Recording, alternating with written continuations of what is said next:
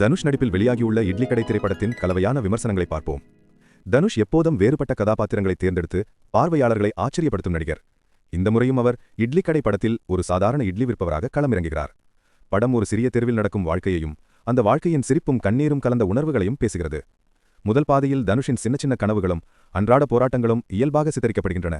அவர் வியாபாரத்தில் சந்திக்கும் சவால்கள், சமூக பார்வைகள், குடும்ப அழுத்தங்கள் எல்லாம் நம்மோடு ஒப்பிட்டு பார்க்க வைக்கின்றன.